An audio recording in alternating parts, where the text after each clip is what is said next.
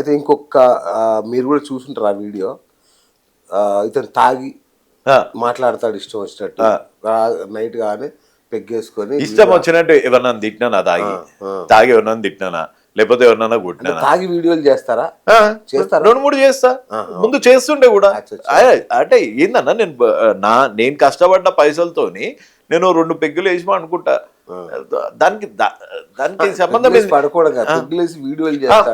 నేను చేసేది ఏమన్నా ఒక తాగి నేను ఒక పెద్ద సైంటిస్ట్ లాగా ఏమన్నా పెద్ద పెద్ద ఇది దేశానికి కావాల్సిన మిజైల్ గా తాగి కనిపెడుతున్నాను, లేకపోతే నేను ఏమన్నా డాక్టర్ నా తాగి ఆపరేషన్ చేస్తున్నానా, లేకపోతే నేను ఏమన్నా పోలీస్ అయినా తాగి దొంగల్ని పట్టుకొని వెళ్తున్నానా, లేకపోతే నేను ఏమన్నా లాయర్ తాగి కోర్టుకి వెళ్తున్నానా?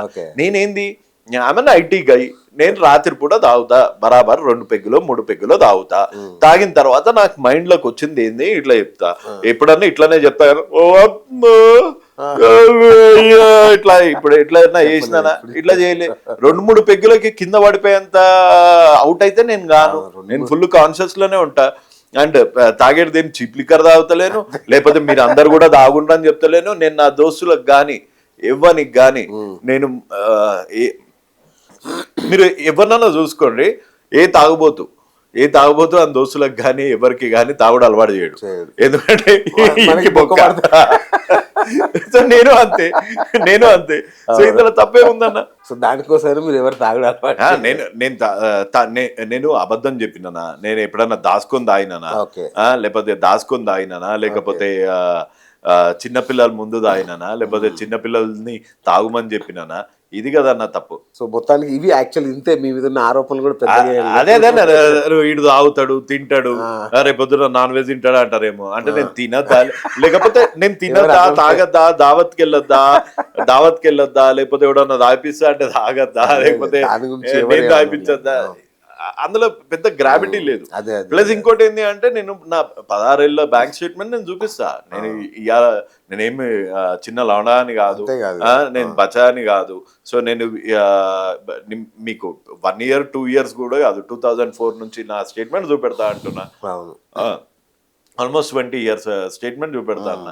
ఇంకేమంటే కాదన్న, బెట్టింగ్ యాప్స్ మీద యుద్ధం అంటే ఈ సెలబ్రిటీస్ ని లేదంటే ఈ ఇన్ఫ్లుయెన్సర్స్ ని ఇబ్బంది పెట్టడమేనా? లేదన్న, బెట్టింగ్ యాప్స్ మీద యుద్ధం అంటే బెట్టింగ్ యాప్స్ ని నేను 2 విధాలుగా అడ్డుకుందాం అనుకుంటున్నా. ఎందుకంటే ముందు ప్రభుత్వం అన్నది బ్యాన్ చేసింది. సో ప్రభుత్వాన్ని ఇక్కడ మనం క్వశ్చన్ చేయడానికి లేదు.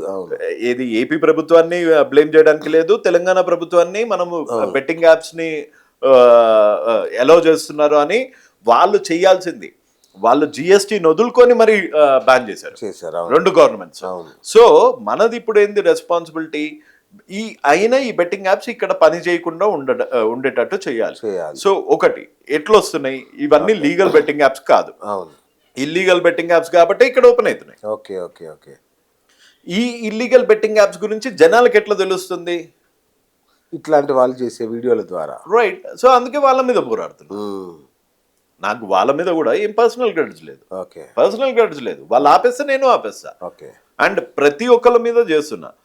ఒక హర్ష సాయి అనే కాదు, ఎవరెవరైతే బెట్టింగ్ యాప్స్ ప్రమోట్ చేస్తున్నారో ప్రతి ఒక్కళ్ళ మీద వీడియో చేస్తున్నా. అవును, ఈ మధ్య ఒక హెయిర్ ఆయిల్ మీద కూడా బాగా మనోళ్ళు పడ్డారు, చూసారా? అదే అన్న, నాకు డౌట్ అనిపిస్తుంది, అప్పుడప్పుడు ఆశ్చర్యం అవుతుంది. ప్రపంచంలో ఉన్న యాడ దొరకని చెత్త అంతా మన దగ్గరనే దొరుకుతుంది అన్నట్టు అన్న. హెయిర్ అన్నది ఒక మనిషికి ఎట్లా వస్తుంది, న్యాచురల్గా వస్తుంది. లోపల ఏదో హార్మోన్ వల్ల, మెటాలిన్ ఇట్లాంటి దాని వల్ల జుట్టు వస్తుంది. ఒక ఆయిల్ రాసుకుంటే జుట్టుకి హెల్ప్ అవుతుందేమో, లేకపోతే పెరగనికి అవుతుందేమో.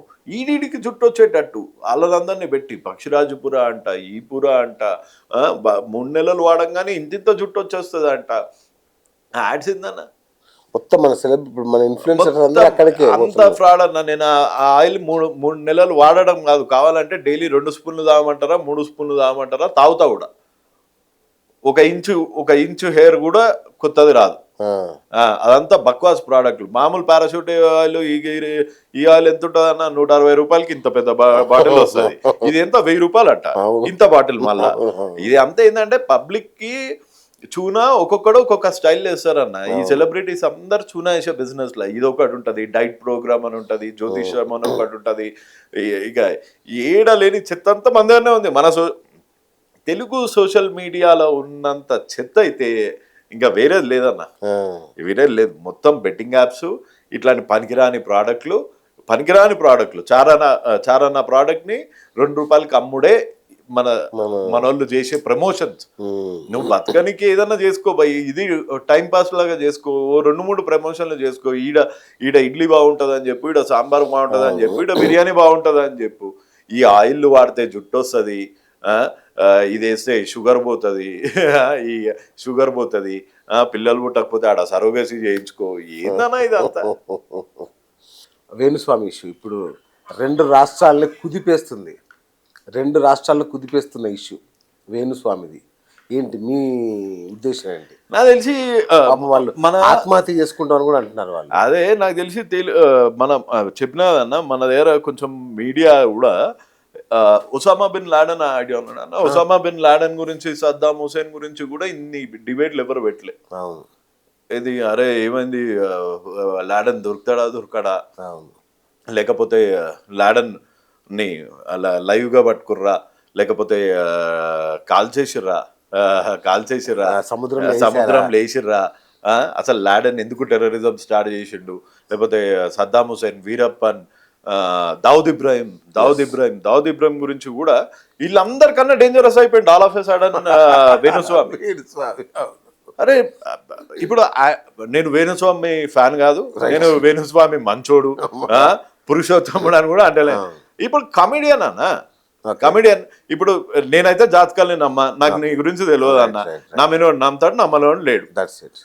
నా దగ్గరకు వచ్చి కనుక 2000 పూజ చేస్తా అంటే 1000 నేనే నీకు పూజ చేస్తా అని చెప్తా, అంతే కదా.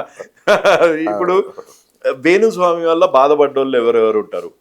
మాక్సిమం నాకు తెలిసి నాగ చైతన్య, సమాంత, శోభిత యాలాడ అలా అయితే చూసి కూడా ఉంటారు. అరే ఇటు కూడా వాళ్ళు మంచిగా పెళ్లిలో జోక్స్ చేస్తారు, మనం 27లో విడిపోతామా అని ఇట్లా మంచిగా వాళ్ళు కిండల్ చేసి ఉంటారు. హూ కేర్స్ అన్న, వేణుస్వామి అనేటోని ఆయనని ఎవరు కేర్ చేస్తారు? అట్లాంటిది ఇప్పుడు నేషనల్ ఇష్యూ అయిపోయింది. నిన్న ట్రాఫిక్ జామ్ గురించి ఎవరు మాట్లాడతలేరు, రోడ్ల పరిస్థితి గురించి మాట్లాడతలేరు, కొత్త ఎడ్యుకేషన్ సిస్టమ్ గురించి ఎవరు మాట్లాడతలేరు, పవర్ సెక్టర్ లో ఎట్లాంటి రిఫార్మ్స్ రావాలని మాట్లాడతలేరు, బెట్టింగ్ యాప్స్ గురించి మాట్లాడతలేరు, ట్రేడింగ్ యాప్స్ గురించి మాట్లాడతలేరు, బిట్ కాయిన్ స్కామ్స్ గురించి మాట్లాడతలేరు. మాట్లాడేదంతా రియల్ ఎస్టేట్ స్కామ్స్, దాని గురించి కూడా ఎవరు మాట్లాడతలేడు. ఈడ మొత్తం నేషనల్ ఇష్యూ అయిపోయింది. ఈ వేణుస్వామి అనేటోడు ఎవరితోని శోభిత యార్లగడ్డ, ఇంకా నాగ చైతన్య. నాకు తెలిసి ఇందాకనే కూడా ఎవరో అంటున్నారు ఈడ ఇది ప్రెస్ క్లబ్ లో మీటింగ్ ఉంది అని. అంత పెద్ద ఇష్యూ ఏమైంది అన్న? ఎప్పుడన్నా మాట్లాడినా అన్న, వర్షం పడితే ఇంత ట్రాఫిక్ జామ్ అవుతుంది, నేను రిక్వెస్ట్ చేస్తున్నా జర్నలిస్టులతో, నేనేమి డిమాండ్ చేస్తలేను, లేకపోతే క్రిటిసైజ్ చేస్తలేను, అంతకన్నా పెద్ద ఇష్యూస్ ఉన్నాయి బాయ్ సార్. అంటే ఇప్పుడు ఆ ఇష్యూ మీద వేస్తే మాకు 500 వ్యూస్ కూడా రావన్నా. ఎందుకు రావన్నా? వేణుస్వామి ఇష్యూ వేస్తే 5 లక్షల వ్యూస్ వస్తాయి.